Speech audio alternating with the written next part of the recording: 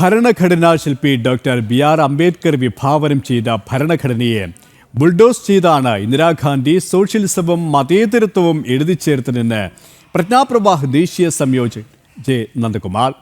RSS സർക്കാര്യവാഹ് Dattatreya ഹൊസബളയുടെ പ്രസംഗത്തിൽ എവിടെയും ഇവ രണ്ടും എടുത്തു കളയണമെന്ന് പറഞ്ഞിട്ടില്ല. ഇവ ഗൗരവതരമായ ചർച്ചയ്ക്ക് വിധേയമാക്കണമെന്നാണ് പറഞ്ഞതെന്നും ജെ നന്ദകുമാർ ജനം ടിവിയോട് പറഞ്ഞു.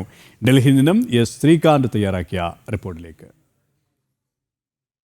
അടിയന്തരാവസ്ഥയുടെ കാലത്ത് ഭരണഘടനയുടെ പ്രിയാമ്പിളിൽ ഇന്ദിരാഗാന്ധി കൊണ്ടുവന്ന തിരുത്ത് അത് ചൂണ്ടിക്കാട്ടിക്കൊണ്ട് RSS സർക്കാര്യവാഹ് ദത്താത്രേയ ഹൊസബളെ നടത്തിയ ഒരു പ്രസംഗം അതിപ്പോൾ വലിയ ചർച്ചയായി മാറിയിട്ടുണ്ട്.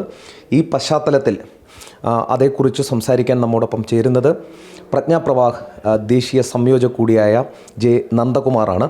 അദ്ദേഹത്തോട് നമുക്ക് അതേ സംബന്ധിച്ച് ചോദിക്കാം. ഇപ്പോൾ നിലവിൽ വലിയൊരു ചർച്ചയായി മാറിക്കൊണ്ടിരിക്കുകയാണ്. എനിക്ക് തോന്നുന്നത് കേരളത്തിൽ മാത്രമല്ല രാജ്യമൊട്ടാകെ തന്നെ അദ്ദേഹത്തിൻ്റെ ഇന്നലത്തെ പ്രസംഗം വലിയ ചർച്ചയാകുന്നുണ്ട്. അതായത് സെക്യുലറിസം ഒപ്പം തന്നെ സോഷ്യലിസം എന്നീ രണ്ട് വാക്കുകൾ അതിൻ്റെ പ്രിയാമ്പിളിൽ നിന്നും എടുത്തു മാറ്റണം എന്ന രീതിയിലേക്കാണ് ചർച്ച പോകുന്നത്. യഥാർത്ഥത്തിൽ ദത്താത്രേയ ഹൊസബളെ സർക്കാര്യവാഹ് എന്താണ് ഉദ്ദേശിച്ചത്? ഒന്നാമത്തെ കാര്യം, ഇത് അഖില ലോക പ്രധാനമായൊരു ചർച്ചയായിട്ടില്ല. അദ്ദേഹം പറഞ്ഞത് ഭരണഘടനയുടെ ആദ്യത്തെ പ്രതിയിൽ അല്ലെങ്കിൽ അംഗീകരിക്കപ്പെട്ട ഭീംറാവ് റാംജി അംബേദ്കറുടെ നേതൃത്വത്തിൽ ആദ്യം അംഗീകരിച്ച ഭരണഘടനയുടെ പ്രിയാമ്പിളിൽ ആമുഖത്തിൽ സെക്യുലറിസവും സോഷ്യലിസവും ഇല്ല.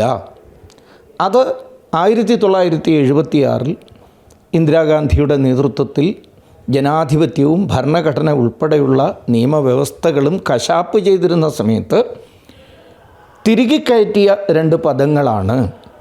അതെങ്ങനെയാണ് ഭരണഘടനയിൽ വന്നത് എന്നതിനെക്കുറിച്ച് ചർച്ച ചെയ്യണം എന്നാണ് അദ്ദേഹം പറഞ്ഞത്.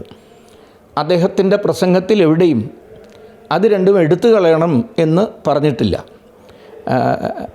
അതായിരുന്നില്ല അദ്ദേഹത്തിൻ്റെ ഉദ്ദേശവും. എമർജൻസിയുടെ അടിയന്തരാവസ്ഥയുടെ 50-ാം വർഷത്തെ ആചരിക്കുന്ന ഈ സന്ദർഭത്തിൽ ജനാധിപത്യ വ്യവസ്ഥയെക്കുറിച്ച് വീണ്ടും പുതിയ കാലത്തിൻ്റെ ആവശ്യങ്ങൾക്ക് അനുസൃതമായ ചർച്ചകൾ നടന്നുകൊണ്ടിരിക്കുമ്പോൾ ഇത്തരം വിഷയങ്ങൾ കൂടി ഗൗരവതരമായ ചർച്ചയ്ക്ക് വിധേയമാക്കണം എന്നതാണ് അദ്ദേഹം പറഞ്ഞതും അദ്ദേഹം ഉദ്ദേശിച്ചതും. ആ സ്ഥാനത്ത് അദ്ദേഹം ഈ രണ്ട് പദങ്ങൾ നീക്കം ചെയ്യണം എന്ന് പറഞ്ഞു എന്ന മട്ടിലുള്ള വളച്ചൊടിക്കലുകൾ, അസത്യം പ്രചരിപ്പിക്കുക എന്ന കാര്യമാണ് ഇന്നിപ്പോൾ നടന്നുകൊണ്ടിരിക്കുന്നത്.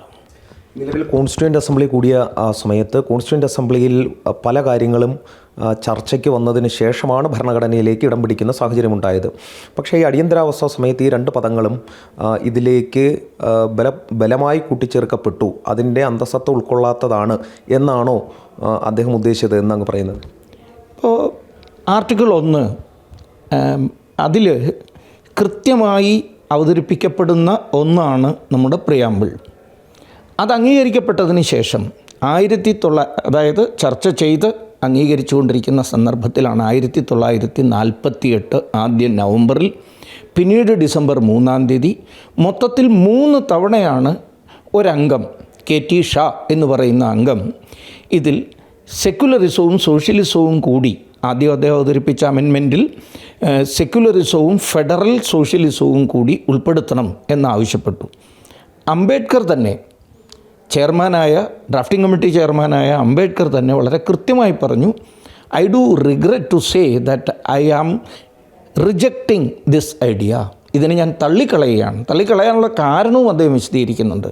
അപ്പോൾ പറഞ്ഞു വരുന്നത് ഡോക്ടർ അംബേദ്കർ വിഭാവനം ചെയ്ത കോൺസ്റ്റിറ്റ്യൂൻ്റ് അസംബ്ലിയിൽ ചർച്ച നടത്തി ഭാരതത്തിൻ്റെ യഥാർത്ഥ ഭരണഘടന എന്ന് പറയുന്നതിനെ ടാമ്പർ ചെയ്യുകയാണ് 1976 ചെയ്തത് എന്ന് തന്നെയാണ് പറഞ്ഞു വരുന്നത്. തീർച്ചയായിട്ടും അങ്ങനെയാണല്ലോ. ഇപ്പോൾ സത്യത്തിൽ ചരിത്രം പരിശോധിച്ചാൽ ഒരു മതേതരത്വം എന്ന് പറയുമ്പോൾ ഉദ്ദേശിക്കുന്ന ഒരു കാര്യം എന്താ?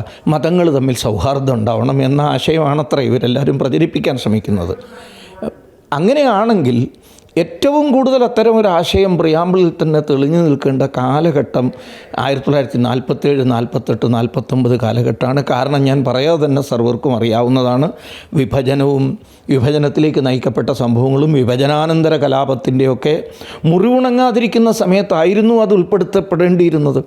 അന്ന് ഭീംറാവ് റാംജി അംബേദ്കറെ പോലുള്ള മഹാനുപുരുഷന്മാർക്ക്, കല്ലാടി കൃഷ്ണസ്വാമിയെ പോലുള്ള ആൾക്കാർക്ക്, രാജഗോപാലാചാര്യയെ പോലുള്ള ആൾക്കാർക്ക് കൃത്യമായിട്ടറിയാമായിരുന്നു ഭാരതത്തിൻ്റെ ഭരണഘടനയുടെ പ്രിയാമ്പിളിൽ ഈ വാക്കുകൾ ഉൾപ്പെടുത്തേണ്ടതില്ല എന്ന്.